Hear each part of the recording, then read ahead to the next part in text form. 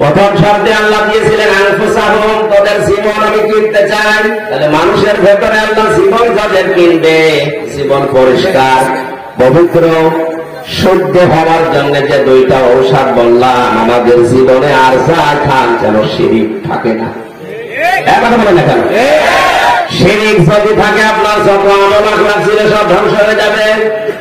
এজন্য অন্যান্য গুনাহ যদি ছোটখাটো হয়ে যায়, আগে খেয়াল করে দেখবেন আল্লাহ আমার কোনো কাজে যেন শিরিক না হয়। এদেশ যেহেতু আমরা কোরআন হাদিস থেকে অনেক পিছিয়ে, এই জন্য জেনে হোক বুঝে হোক না জেনে হোক শিরিকের ভেতরে আমরা নিমজ্জিত হয়ে যায়। বেশি অনেকেই মাসলা দিয়েছে যারা জেনে শুনে তাবিজ ব্যবহার করে, এটা শিরিক। এখানে যাদের তাবিজ আছে গলায় হাতে মাথায়, আশা করছি আপনি খুলে ফেলবেন জীবন পরিষ্কার পবিত্র করার জন্য। 2 নম্বরে আমাদের জীবনে যেন কোনো বেদাত না আসে। কি বলেন বলেন? আল বেদাত দলালা, প্রতিটি বেদাত দলাল, গোমরাহি। প্রত্যেকটা গোমরাহি জাহান্নামের দিকে মানুষকে নিয়ে যেতে চায়। আমরা আর চাই করি অন্তত আবেগে যেন বেদাত করে না ফেলি। বেদাত মানে নতুন আবিষ্কার। বেদাত মানে ইসলামের মধ্যে নতুন কিছু যদি আপনি ঢুকিয়ে বলেন এটা ইসলাম, তাহলে আপনার জীবন পবিত্র হবে না, আল্লাহ কিনবে। বলেন না কেন? যতটুকু ইসলাম নবীজি রেখে গিয়েছিলেন কিয়ামত পর্যন্ত ওইটাই ফাইনাল। নতুন করে কিছু দিয়ে বলা যাবে না যে এটাও ইসলাম। আর এটা বাংলাদেশ, ভারত আর পাকিস্তানে বেশি চলছে। আন্দাজে নতুন একটা ইবাদত জারি করে দিয়েছে। নবীজি 4টা শব্দ দিয়ে সারা জীবন জিকির করতেন, সুবহানাল্লাহ, আলহামদুলিল্লাহ, আল্লাহু আকবার, লা ইলাহা ইল্লাল্লাহ। আপনি যদি সত্যি জিকির ইবাদত মনে করে করেন, এই 4টা শব্দের বাইরে আন্দাজে নতুন কোনো শব্দ বানাতে পারবেন না। যদি বানাতে হলে দলিল দেওয়া লাগবে যে আল্লাহর নবী এবং সাহাবীদের জীবনে এরকম করেছে কিনা। হযরত ইবনে মাসউদ রাদিয়াল্লাহু তাআলা আনহু বলেন, আল্লাহর নবীর ইন্তেকালের 40 দিন পর আমি একবার সফরে গেলাম, সিরিয়ায় সফরে গেলাম। সে দেখে একটা মসজিদে নামাজের পরে মানুষ জোরে সোরে চিৎকার করে করে ডাকতেছে আল্লাহকে। আমি নামাজ শেষ করার পরে বললাম, আমাকে চেনো তোমরা? সবাই আমার দিকে তাকিয়েছে, কে গো আমাকে চেনো এই কথা বলে। আমি নিজের পরিচয় দিয়ে বললাম, আমি কিন্তু মুহাম্মদুর রাসূলুল্লাহর সাহাবী ইবনে মাসউদ। নবীজি 40 দিন মাত্র দুনিয়া থেকে বিদায় নিয়েছে, এখনো পর্যন্ত তার কবরের মাটি শোকায়নি।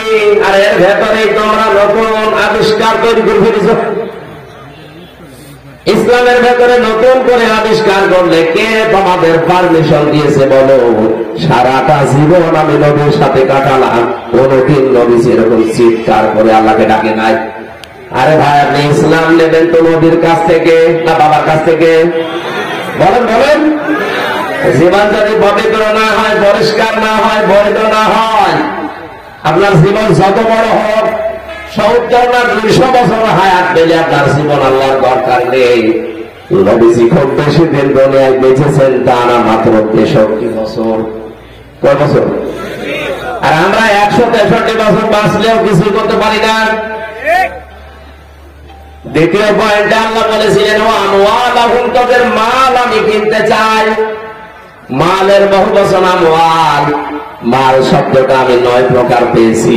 এই পৃথিবীতে যত মাল আমরা দেখতে পাই, নবীজি বলেন, আদ-দুনিয়া কুল্লুহা মাতাউন ওয়া খায়রু মাতাউদ দুনিয়া ইমরাতুস সালিহা। পৃথিবীর সব কিছু সম্পদ, এই সম্পদের ভেতরে শ্রেষ্ঠ সম্পদ আমি নবীর কাছে আল্লাহওয়ালা মেয়ে মানুষ। এটাকে একটা সম্পদ মাল বলা হয়, কিন্তু এগুলো উল্টা দিকে নিয়ে যাবেন না। দুনিয়ার সব কিছু নবীজির কাছে, নবীজির ঘোষণায় সম্পদ ছিল। উত্তম সম্পদ হিসাবে নবীজি যাদের নাম বললেন, এটা আল্লাহওয়ালা মেয়ে মানুষ। আল্লাহওয়ালা হওয়ার জন্য মেয়েদের 4টা গুণ লাগবে। কয়টা? বলেন বলেন। কোন মেয়ে লোক যদি মনে করে আমি আল্লাহওয়ালা হতে চাই, শুধু নামাজ পড়া, রোজা রাখা, কালো বোরখা পরা না, এগুলোই না, 4টা গুণ তাদের ভেতরে অর্জন করা লাগবে। 1 নম্বরে তার স্বামী যদি তার দিকে তাকায়, স্বামীকে আনন্দ দেবে। আজ এই ছোট্ট একটা আমলের কারণে হাজারো পরিবারে পরকীয়া প্রেম চলছে। স্ত্রীর কাছে রেসপন্স পায় না, স্ত্রীর এভাবে সম্মান করে না, বাধ্য হয়ে সে অন্য জায়গায় লাইন করে। মনে হয় ধরা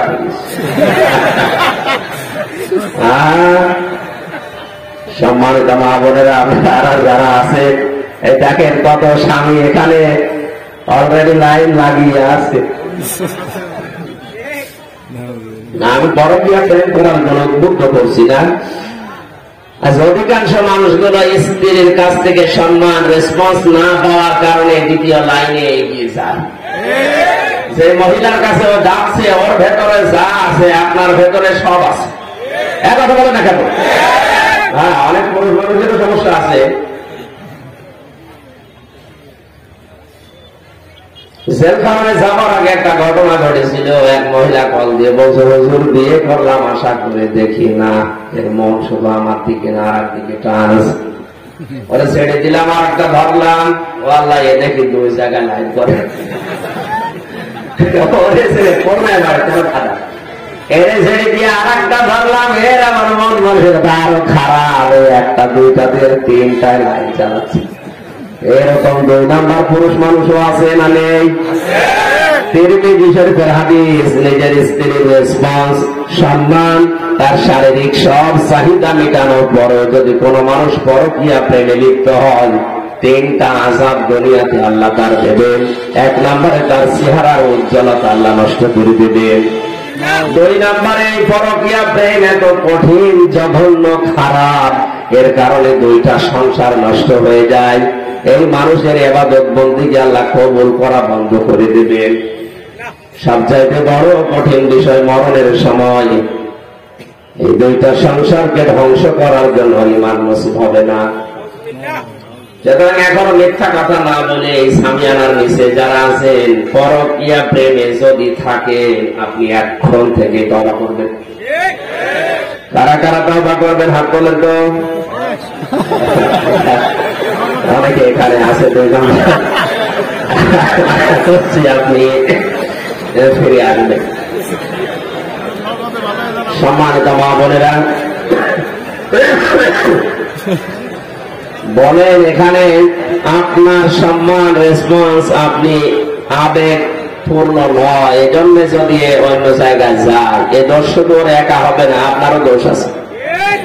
এই জন্য নেককার হওয়ার প্রথম গৌরী নবীজি দিয়েছেন, স্বামী যখন আসবে, যে কোনো অঙ্গ ভঙ্গি দিয়ে, কথাবার্তা দিয়ে হোক, আচরণ দিয়ে হোক, স্বামীর মনে আনন্দ দেবে। এটা নেককার হওয়ার প্রথম কাজ। এটার দ্বারা হাজারো পরিবার জান্নাতি পরিবেশে ফিরে আসবে।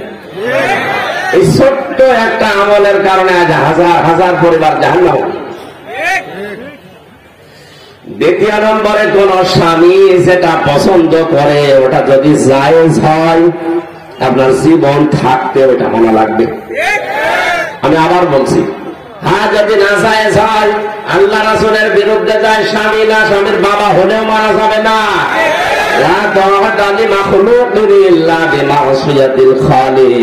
আল্লাহ রাসূলের বিরুদ্ধে চলে যায় এমন কোন সিদ্ধান্ত যদি স্বামী দেয়, ও না ওর বাবা দিলেও মারা যাবে না। আপনি সরাসরি দেখতে পাচ্ছেন যে এই লোকটাকে রায় দিতে বলছে আমার স্বামী, অথচ এর রায় দিলে এর চরিত্র ভালো না, এ লাল পানি খায়, এ বাবা খায়, রাস্তার টাকা মারে, এ ব্রিজ খায়, এর আদর্শ রাসূলের আদর্শে নেই। এরকম মানুষকে যদি আপনি চাপে পড়েও সেল দিতে যান, স্বামী বলছে তাই কি, বাবা বলছে, মারা যাবে না। আমি কথা বোঝাতে পেরেছি? আল্লাহ রাসূলের বিরুদ্ধে যাচ্ছে, এরকম কোন কাজ করা যাবে না। কিন্তু স্বামী যদি জায়েজের ভেতরে থেকে কিছু চাহিদা করে, চাই, জীবন থাকতে আপনাকে দেওয়া লাগবে।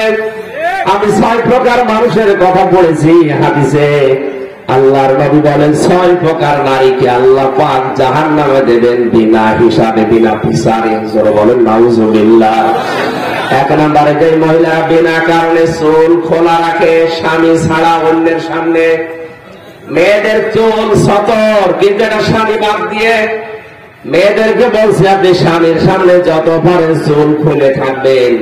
আপনার স্বামী যদি চুল দেখে হাত দেয়, যতগুলো দেখবে হাত দিলে সওয়াব হবে।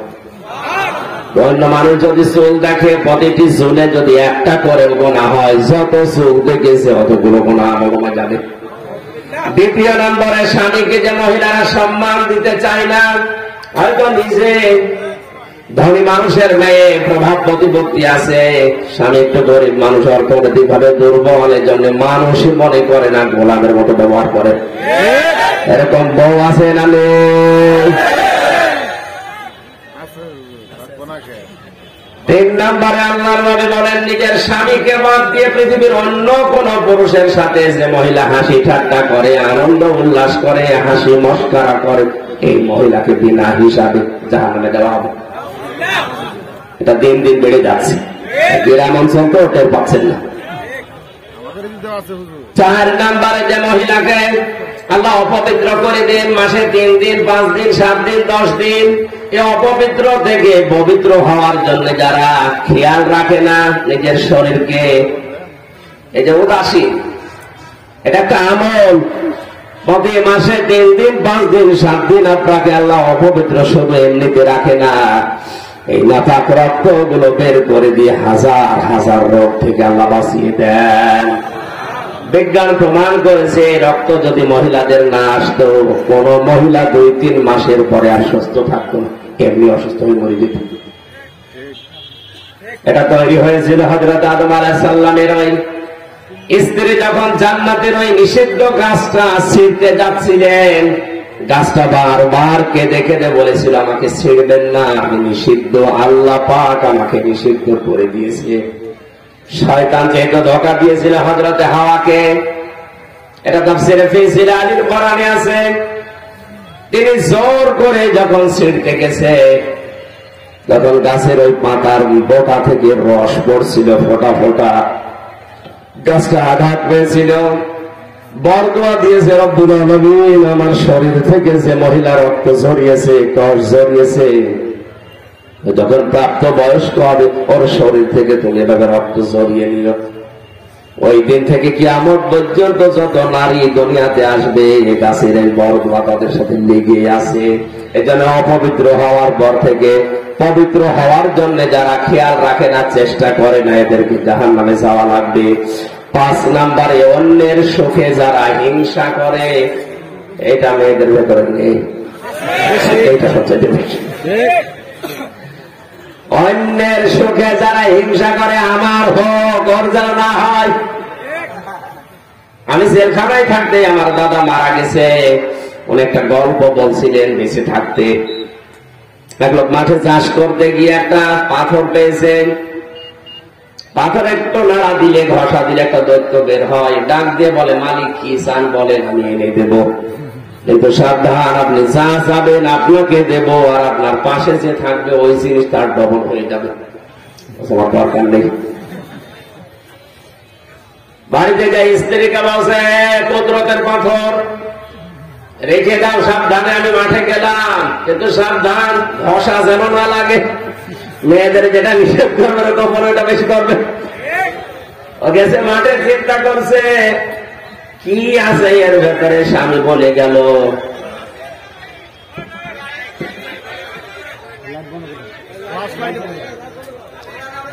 না লাগে, দিয়েছে বের করে এক ঘষা, দৈত্য বের হয়ে বলে, মালিক কি চান? বলে, কি চাই মানে, সারা জীবন কুড়িয়ে ঘরে আসি, টের পাচ্ছ না, একতলা বাড়ি চাই। ও তো আর জানে না পাশের বাড়ি, বলে না কেন, ও মাঠ থেকে বাড়ি এসে চিনতে পারছে না আমার বাড়ি কোনটা। বহু কষ্ট করে বাড়িতে গিয়ে বলে, তোমার বাড়ি কি করেছ? বলে, ঘষা দিয়ে ফেলিস। তুমি তো ঘষা দিলে বাইরে এসে দেখো অবস্থা, সব বাড়ি দৈতলা, পাথর আবার নিয়ে আসো। দৈত্য যখন বেরিয়েছে বলে, কি চান? কি চাই বলছো না, আর এক কারা করে দে, আশপাশে যারা আছে